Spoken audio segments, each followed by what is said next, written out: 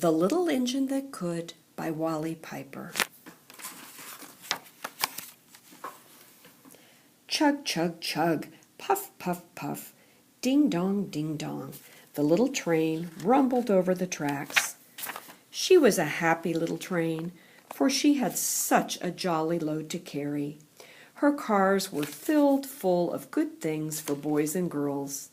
There were toy animals, giraffes with long necks, teddy bears with almost no necks at all, and even a baby elephant. There were dolls with blue eyes and yellow curls, dolls with brown eyes and brown bobbed heads, and the funniest little toy clown you ever saw. And there were cars full of toy engines, airplanes, tops, jackknives, picture puzzles, books, and every kind of thing boys or girls could want. But that was not all. Some of the cars were filled with all sorts of good things for boys and girls to eat. Big golden oranges, red-cheeked apples, bottles of creamy milk for their breakfasts, fresh spinach for their dinners, peppermint drops, and lollipops for after-meal treats.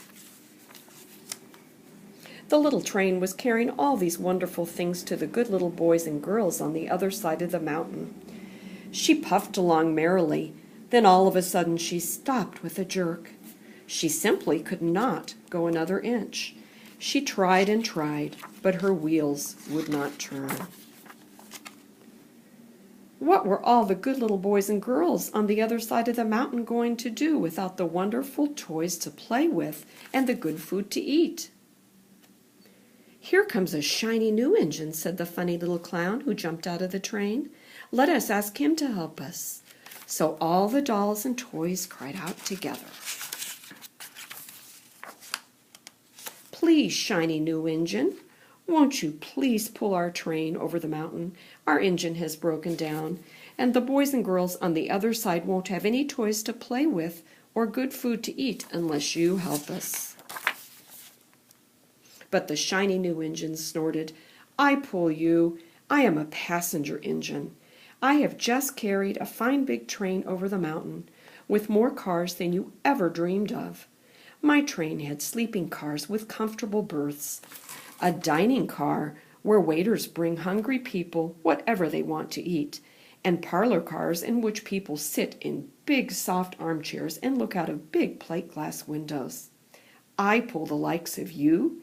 Indeed not." And off he steamed to the roundhouse, where engines live when they are not busy. How sad the little train and all the dolls and toys felt. Then the little clown called out, "The passenger engine is not the only one in the world. Here is another engine coming, a great big strong one. Let us ask him to help us." The little toy clown waved his flag, and the big strong engine came to a stop. "Please, oh please, big engine," cried all the dolls and toys together, "won't you please pull our train over the mountain? Our engine has broken down, and the good little boys and girls on the other side won't have any toys to play with or good food to eat unless you help us." But the big strong engine bellowed, "I am a freight engine. I have just pulled a big train loaded with big engines over the mountain. These machines print books and newspapers for grown-ups to read. I am a very important engine indeed. I won't pull the likes of you." And the freight engine puffed off indignantly to the roundhouse. The little train and all the dolls and toys were very sad. "Cheer up," cried the little toy clown. "The freight engine is not the only one in the world.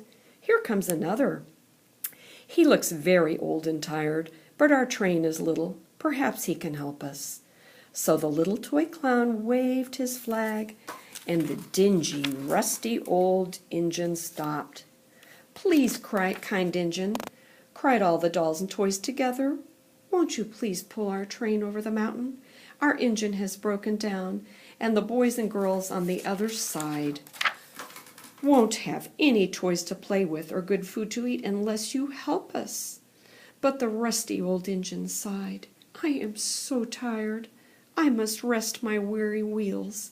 I cannot pull even so little a train as yours over the mountain. I cannot, I cannot, I cannot. And off he rumbled to the roundhouse chugging. I cannot, I cannot. Then indeed the little train was very sad, and the dolls and toys were ready to cry.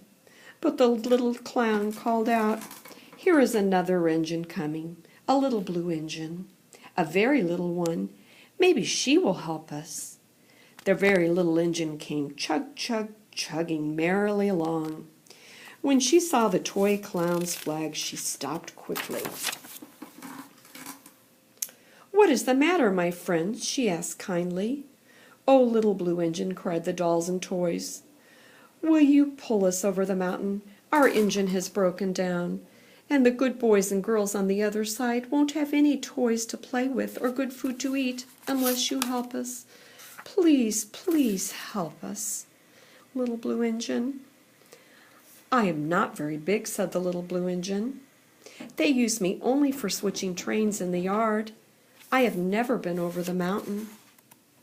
"But we must get over the mountain before the children awake," said the dolls and toys. The very little engine looked up and saw the tears in the doll's eyes. She thought of the good little boys and girls on the other side of the mountain who would not have any toys or good food unless she helped. Then she said, "I think I can, I think I can, I think I can." And she hitched herself to the little train. She tugged and pulled, and slowly, slowly they started off. The toy clown jumped aboard, and all the dolls and toy animals began to smile and cheer. Puff, puff, chug, chug went the little blue engine. "I think I can, I think I can, I think I can, I think I can. I think I can, I think I can, I think I can, I think I can." Up, up, up. Faster and faster the little engine climbed, until at last they reached the top of the mountain. Down in the valley lay the city. "Hooray, hooray!" cried the funny little clown and all the dolls and toys. "The good little boys and girls in the city will be happy because you helped us, kind little blue engine." And the little blue engine smiled and seemed to say as she steadily puffed down the mountain, "I thought I could, I thought I could, I thought I could, I thought I could, I thought I could." The end.